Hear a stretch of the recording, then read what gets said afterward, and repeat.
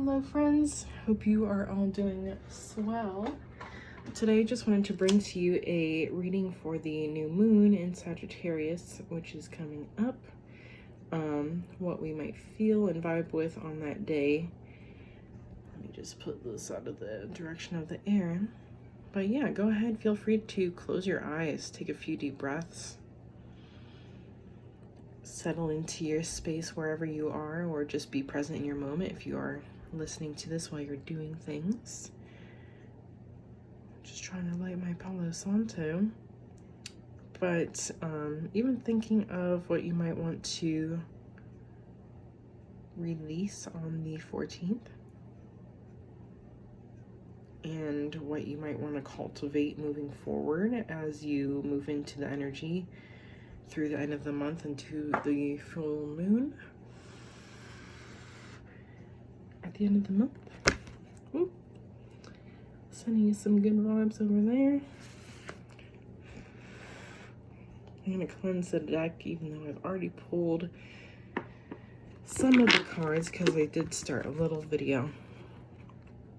And I felt like these were really important, so I did want to keep them and just flow from there. So let's see what we've got. Excuse me. So it was interesting. As I was shuffling, one card landed face up, one card landed face down. So the card that landed face up was this card, the 10 of Diamonds. And it's interesting because it's like two sides of the same picture. You are seeing this brighter image up here at the top, and then you're also getting this darker image down here at the bottom. Two of the same sort of images, but even with them, you're kind of noticing different things. With this first image up here, you're not really as much paying attention to the greenery that you see encompassing this archway here and the people. You're more so maybe paying attention to the center image and even these wisps of light happening around them. Instead, you know, your focus goes somewhere else. It's a very artistic thing as well, using positive and negative space to be able to use the same image but give it a completely different feel and vibration, or a completely different energy, or even, what would you call that? Ooh, Phoenix.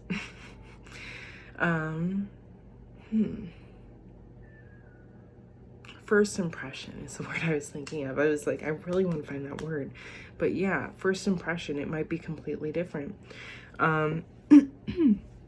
Excuse me. I also thought it was interesting because we had this card that landed face down. So, you know, we only saw the back of the card. And I think it's interesting because I think it's about asking yourself, maybe you are allowing yourself to feel confused, allowing yourself to feel like, you know, stuck in the middle of something, stuck in the middle of a decision, allowing yourself to feel like the hangman where you can't really move forward or anything. And it's like, honestly, the biggest blockage right now is just yourself. A lot of it even might be your thinking, your mentality surrounding different things. So maybe allowing yourself to recognize that, hey, I guess I did kind of allow myself to get into this position where I am the hangman, and I did kind of put on my blindfold, and I did kind of cross my arms and act like I was helpless. You know, I have to admit to that. I have to be honest with myself. That was something that did happen. But I do realize, now that I'm realizing that, let me ask myself first, before I get myself down and uncover myself and untie the blindfold and like uncross my arms, like, why was I feeling that it was necessary for me to be in this position? Like, first and foremost. So ask yourself, why did you feel it was important for you to play dead, hanged man, eyes closed, blindfold? You know, I'm helpless. I don't know what to do. I'm trapped. But actually, I'm the one that put myself here.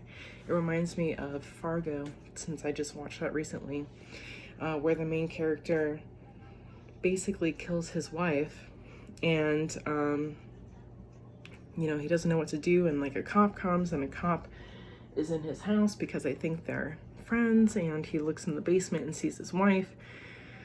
And this other guy comes and shoots the cop, and then I don't know, he just like runs away. And then the guy who is the husband runs downstairs, knocks himself out, and acts like he was, you know, caught in the situation where he was a victim, even though he was part of the, you know, the turn of events. Basically, he started the turn of events. He was the first domino. So a very extreme example, but an example nonetheless. Asking yourself how you're playing that victim, where it's like how maybe you need to take off the blindfold and recognize why you are allowing yourself to be in that story, why you allowed yourself to recreate that story, maybe even to the point where you allowed yourself to believe that it was true. Asking yourself why that was necessary for you. Was it necessary? Was it beneficial? Was it even beneficial for your health, your well-being, etc.? And then finally allowing yourself to come upright, take off the blindfold, uncross the arms, and really come to that space of responsibility within yourself where it's like, yeah, you know, I recognize that this was a thing, and I have to own up to it, recognize how I maybe played into the situation, played into the part a little bit, got a little bit too comfortable with a story that wasn't really even mine, but seemed to fit well at the time.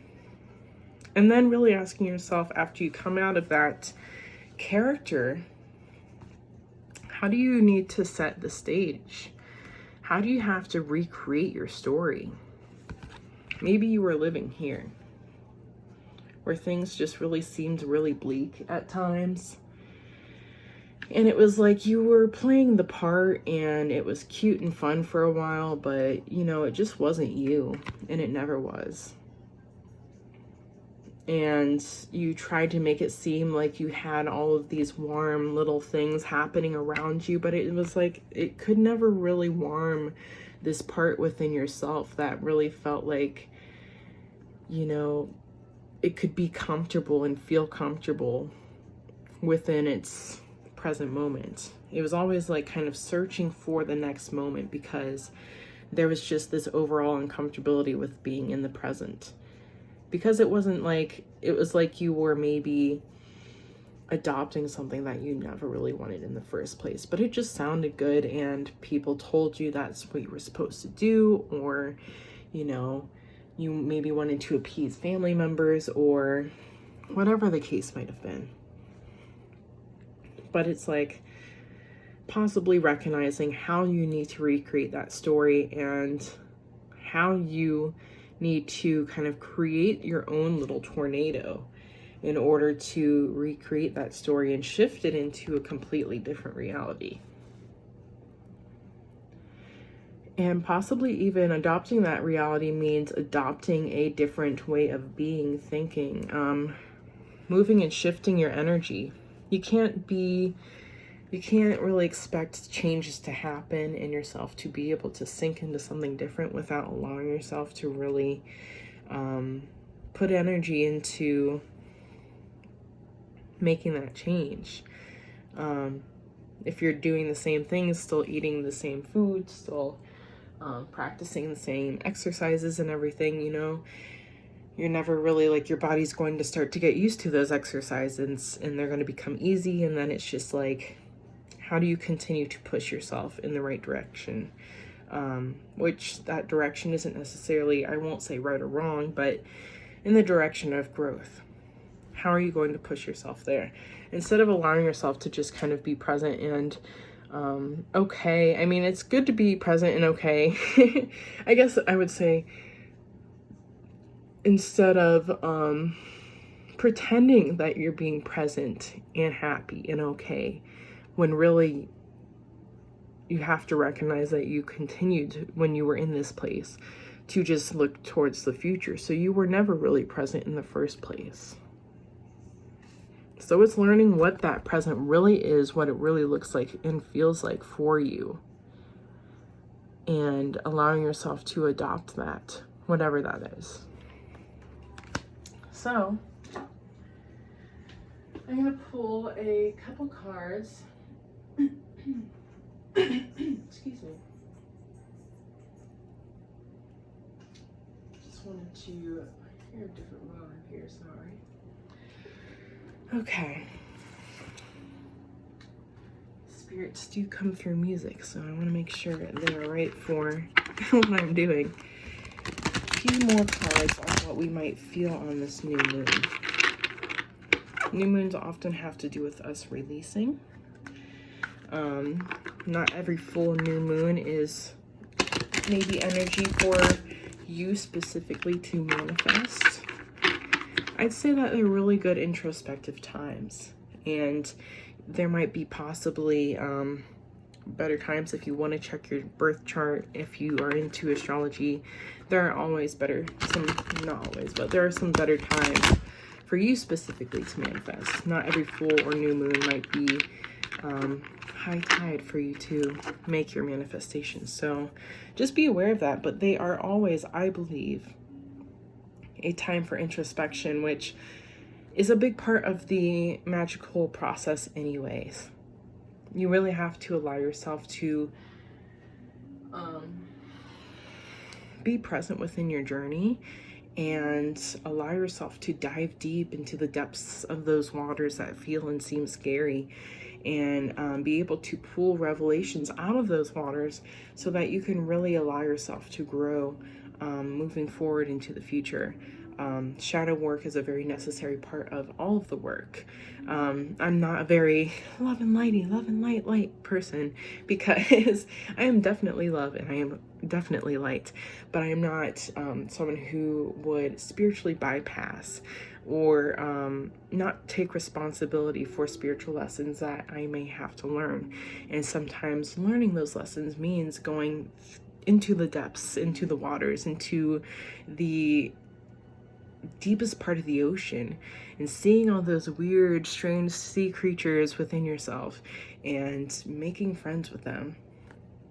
You know, if you were to, who knows, who can say, who even knows what's down there? But I mean, like, if you were to dive down there and we're completely frantic and we're just out in the waters, like, if you could survive and swim in the deep, deep depths of the ocean, but we're frantic AF, we're just like scrambling around, you know, something would probably eat you up just because you're anxious and scrambling around and you're bringing a bunch of attention to yourself and you just maybe look like food. But if you were allowed to, really allowing yourself to really remain present within your environment to the point where you are able to notice everything and feel everything, it would be a completely different experience, and you would be able to be in a more symbiotic, harmonious relationship with the creatures around you. I'm being reminded by two different things. There was a guy, I watched a documentary about him maybe last month, but I don't know, he was just feeling like he needed to do something in his life, and he was like doing research, and he started, I guess, like scuba diving or snorkeling in this area and observing all the wildlife and sea creatures and things, and came upon or across this octopus, this mother octopus. And he just really felt connected to it. And he, for, I don't know if it was a year or how long it was, but for a long period of time, he would come over and over again. I think until the death of the octopus, he would come and swim and hang out with it practically all day until it was time for him to go home. And he started to form this relationship with the octopus where it felt comfortable enough to like climb on his hand or even swim together, or, you know, whatever. Like, they would swim all over the surface of that little part of the ocean or wherever they were. So it's interesting because it's like this idea of someone coming into this environment with a curious mind and a loving heart, wanting to connect with the beings that, you know, are in that kingdom. And instead of being frantic and wanting to scramble and rush into this environment, shamans also specifically if we're talking about maybe even Haitian shamans, or yeah, I would call them shamans in Haiti during the Haitian Revolution around that time period. People were very, very in tune with the land. A great way that they were able to basically find their resolution and revolution was through being able to have this deep connection with the land.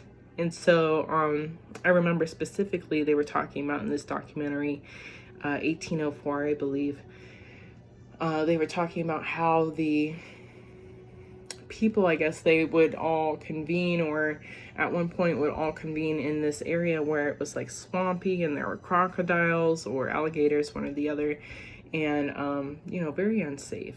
And the, I don't know, Europeans would not step foot in that area because, you know, they don't know the land.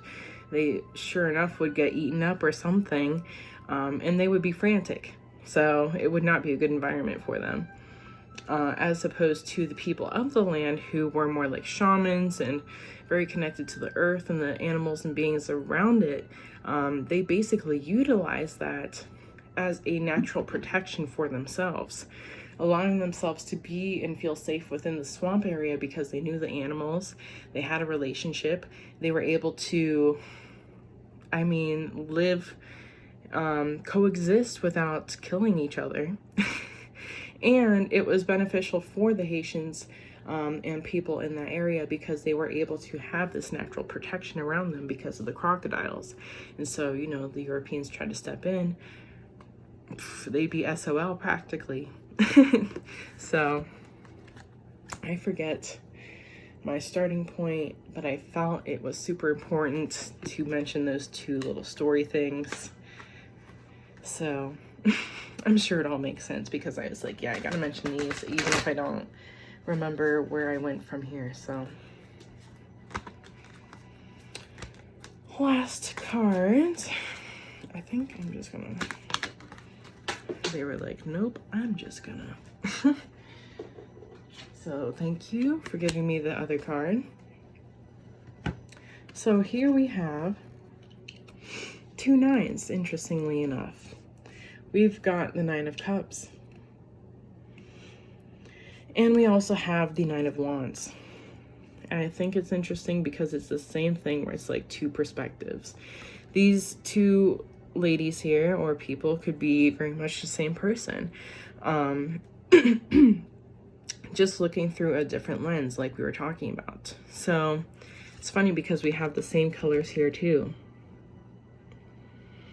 So whereas this person is more, I feel like she follows her intuition. She's guided by spirit. She's wearing a white dress. She's certain. She's confident. She stands on her confidence. That's her foundation.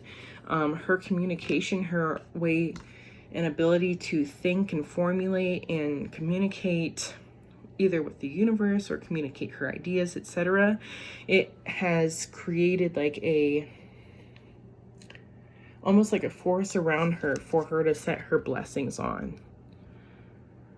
So it's like really allowing yourself to shroud yourself in your ability to communicate, to formulate, to have a very mercurial mind, but also to be loving and to follow your intuition and allow yourself to be guided by those gut feelings that are intuitive inklings that come up and can surface themselves as confidence when you really do allow yourself to cultivate that confidence within yourself.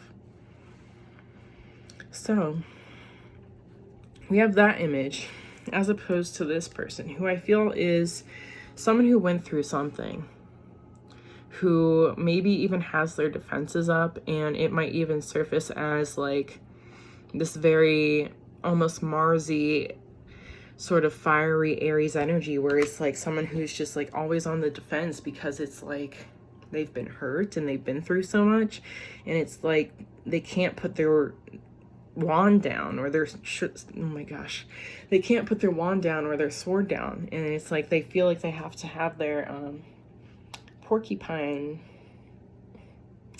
what what are those? Their little pokers out. Whatever you want to call it. But it's like feeling so defensive that it's like you can't even be bothered with this inner work that's being asked of you to start to build your confidence and begin to communicate and allow your communication to elevate you and shift you. You know, I feel like it's a very different story because I feel like this person, a lot of their maybe what they went through was very based in the lessons that they maybe had to learn through their communication and their confidence and like establishing their foundations and all of those different things, as opposed to this person learning how to navigate through that and using that those lessons to their advantage, to where they were able to grow and shift themselves and really establish a foundation for themselves. I think it's interesting because there's also gray coming into play here. A shift in foundation, where it's like she almost took this, you know, rock and all of these different things and made her own foundation. She created or allowed her environment to become like a what would you call it? It's like she allowed her environment to not become a hindrance, but a almost like a shield or something to lift her up. So really allowing yourself to kind of become certain within yourself, within your, even within your confidence, becoming certain within your confidence. Some people feel like they're confident, but still aren't certain about it. Like, am I confident? Like, I don't know.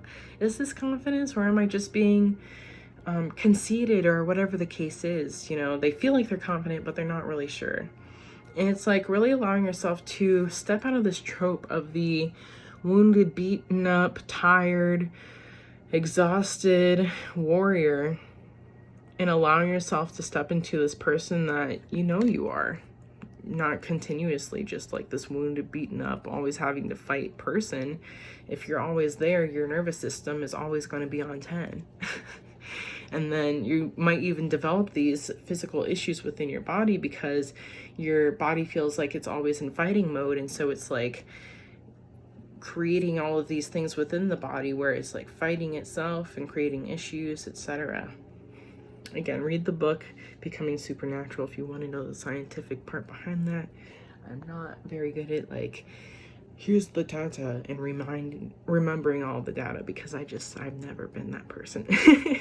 So a good book to check out if you want to check out Dr. Joe Dispenza, just himself. I think he's done lectures and things. You could probably find a podcast, I'm sure. So yeah, that's what I'm feeling. Allow yourself to release this whole trope of wounded warrior, of the mother who, it reminds me of like, there's someone that I follow on Instagram and she's a mother, and she will occasionally post a picture of herself. She looks really cute and everything. She's all dressed up, and she said, you know, just because you're a mom doesn't mean you have to look dusty or something like that. Or, you know, she'll be putting her house together, you know, homemaking, whatever. And just because you're a mother doesn't mean your home has to look dusty, or whatever the case is. And it's kind of like, it reminds me of that, where it's like, just because you're a mother doesn't mean that you have to look dusty, or you have to feel like you're not put together, or you have to feel like your hair's half together and, you know, your shirt's half together, even though that very much might be your reality, because kids are just on their own journey, and they are just like over here and over there and over here and over there, and they just aren't really paying much attention to all the material things. So it's very easy for everything to get mixed up. But maybe a reminder to self that you don't have to fall into that, like, hair half done, things half together, you know, feeling like I'm dusty every day. It's reminding yourself that you can have moments and even encompass this energy that allows you to stand on this foundation, even on the days where you do look dusty, to where you do feel, and maybe even have motivation to do the things that make you feel confident as a person doing whatever you're doing. But really allowing yourself to step into the shoes of certainty. Goodness, trying to talk at the end of this reading. Really allowing yourself to step into these shoes of certainty and sitting nice and tall on your foundations and really having confidence in the hard work that you've done. I feel like it's also like this message of saying, like, give yourself more credit for the things that you're putting out, for the things that you're doing, for the things that you do daily. Instead of acting like it's so haphazard and thrown together and like, oh yeah, I just did it on the fly or whatever, discrediting yourself. Allow yourself to really, like, you know, I did that. Like, let me be grateful for the fact that I was able to accomplish that and do it well enough to the point where people recognize that I did it well, rather than if someone were to compliment me, I would be like, oh, you know, just threw it together and just, you know, just wanted to get it done. Instead, have that confidence enough to be like, you know, I did, maybe it felt thrown together, but someone recognized that I did spend some time on it. So let me just be grateful for the fact that I did it.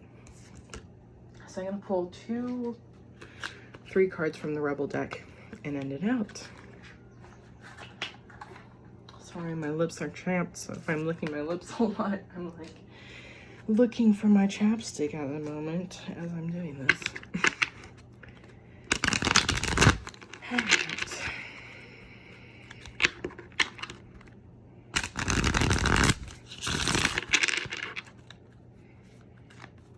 Three cards of guidance from the Rebel deck.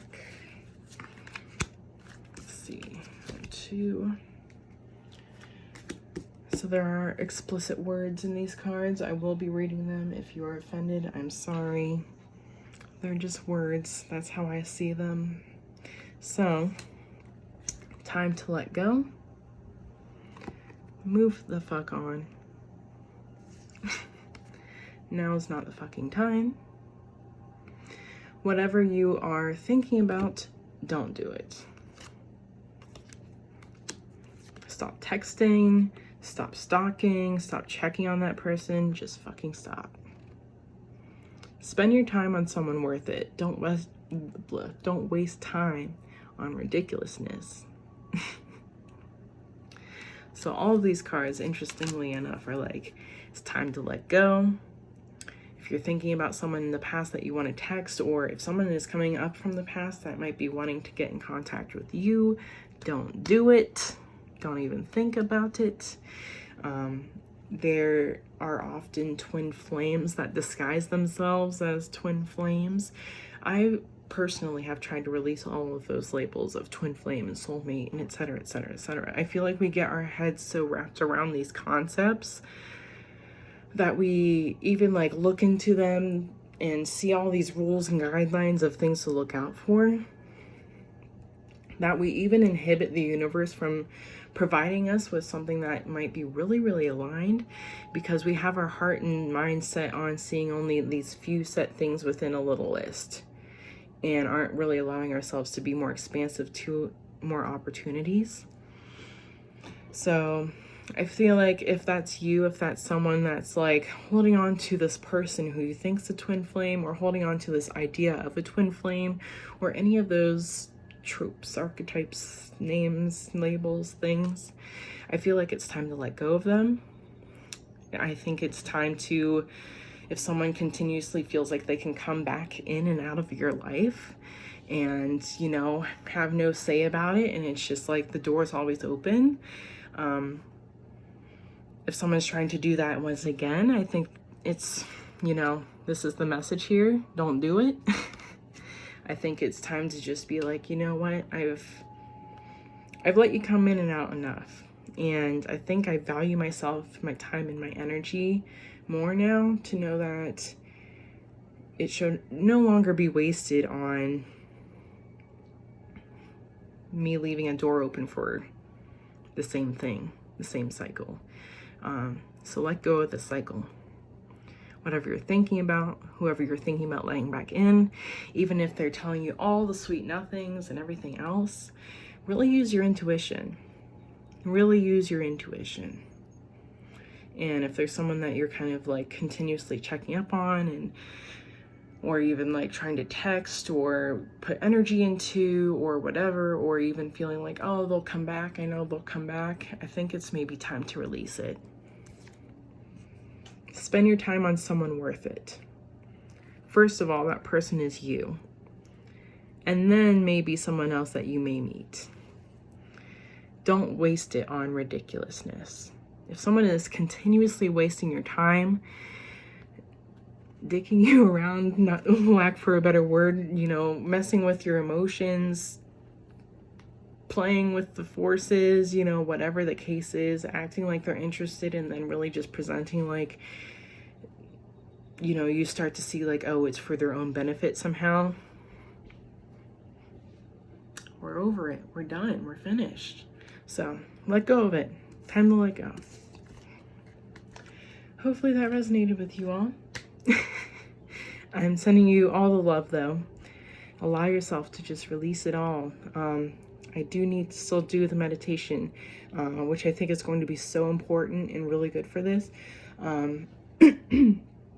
Maybe for helping you to kind of release energy that you have attached to certain situations that are associated with them.